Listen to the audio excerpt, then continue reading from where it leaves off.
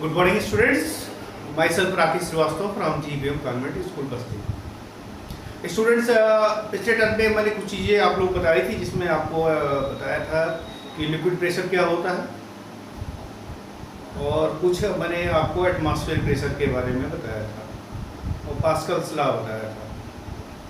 तो जो पिछले वीडियो मैंने होमवर्क दिया था, वो होमवर्क पूरा कर लिए होंगे।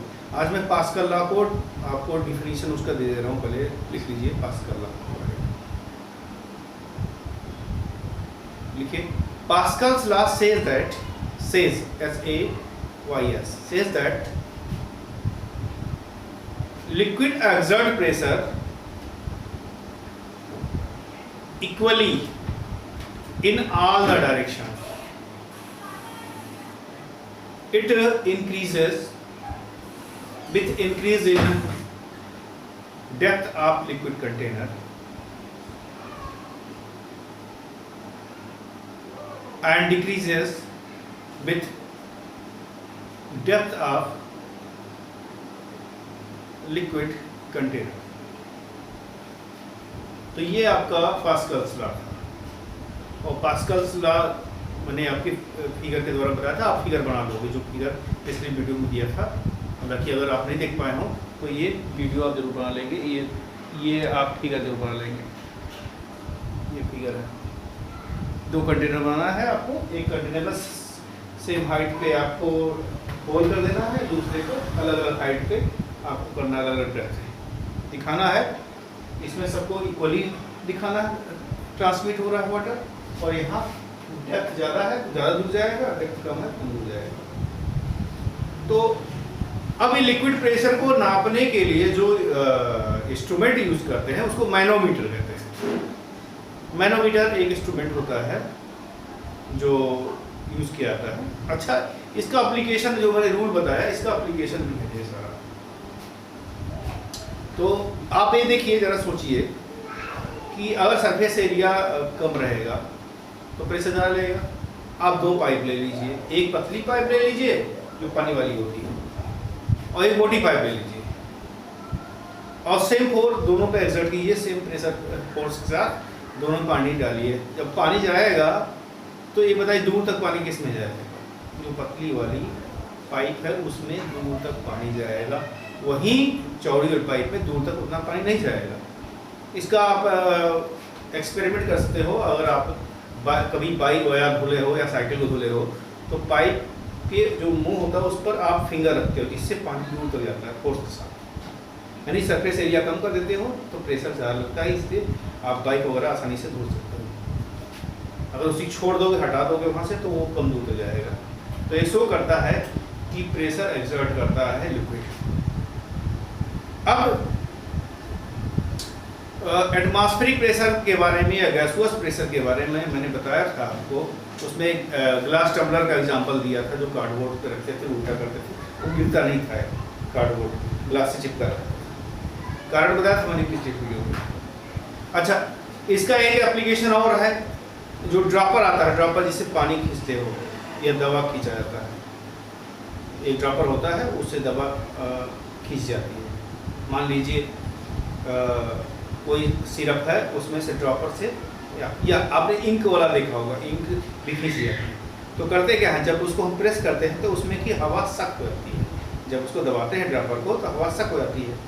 जब हवा सक हो जाएगी, खींच ली जाएगी, तो उसमें वैक्यूम क्रिएट हो जाएगा उसके अंदर, और उस समय एटमॉस्फेरिक प्रेशर ज़्यादा पड़ेगा उस लिक्विड के ऊपर। और ज़्यादा पड़ने के कारण वो जो दवा है या इंक है वो ऊपर चढ़ जाता है, और इस तरह से ये हमको दवा आसानी से उस ड्रॉपर के अंदर इंटर कर देते हैं। तो उसका एक अच्छा एप्लीकेशन है, उसको आप देख सकते हो। या एक चीज़ और देखा होगा आप लोगों ने कि जो मेज होता है उसके ऊपर शीशा रखा रहता है, कवरिंग, और उसके बीच में जो कॉर्नर होते हैं, चारों कॉर्नर होते हैं, उसमें शक्कर होता है रबर का। रबर का शक्कर जब रहता है तो उसको ऐसे प्रेस कर देते हैं, और नीचे वो स्टक कर जाता है। होता क्या है, जब उसको प्रेस करते हैं उसमें का जो एयर होता है वो निकल जाता है, उसमें वैक्यूम क्रिएट हो जाता है उस रबर शक्कर के। जब वैक्यूम क्रिएट होता है तो वहाँ एयर प्रेशर कम हो जाता है, और एटमॉस्फेरिक प्रेशर बाहर का ज़्यादा होता है, इस कारण वो आसानी से ग्रिप पकड़ लेता है और ग्लास आसानी से उसके ऊपर प्रेस हो जाता है। तो ये सब चीज़ें जो है इसका एग्जाम्पल अच्छा है। अच्छा, एक चीज़ और बता दूँ, एयर प्रेशर को मेज़र करने के लिए जो इंस्ट्रूमेंट यूज़ करते हैं, जो गैसोस प्रेशर को, उसको बोलते हैं बैरोमीटर। एक साइंटिस्ट है टार्सिली, उन्होंने सबसे पहले बैरोमीटर की खोज की थी। ये बैरोमीटर का फिगर है, आप देख लीजिए, ये नीचे बैरोमीटर का फिगर है।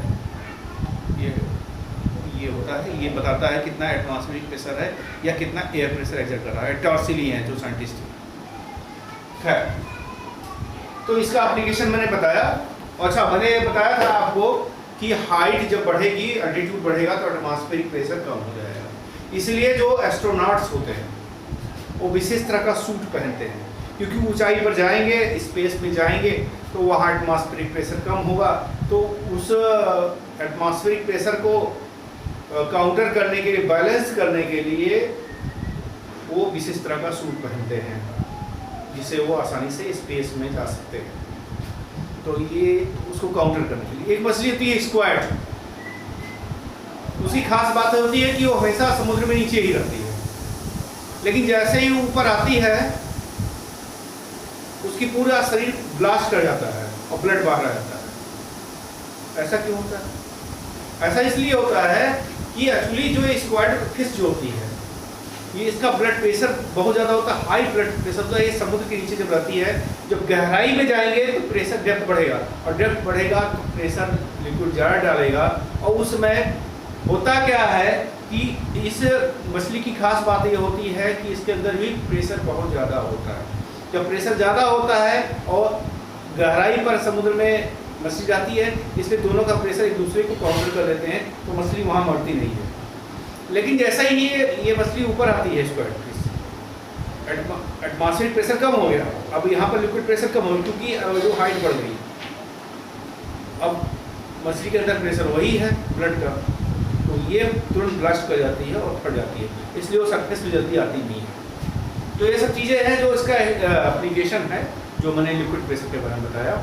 तो इन सब चीज़ों को जाने रहिएगा।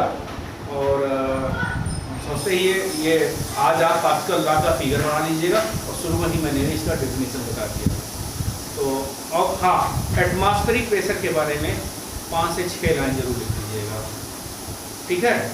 तो यही आपका होमवर्क है, और आशा करते हैं कि लेसन अभी तक तो समझ में आया होगा, और फिर अगले वीडियो मिलते हैं, इतना वर्क पूरा कर लेंगे आप।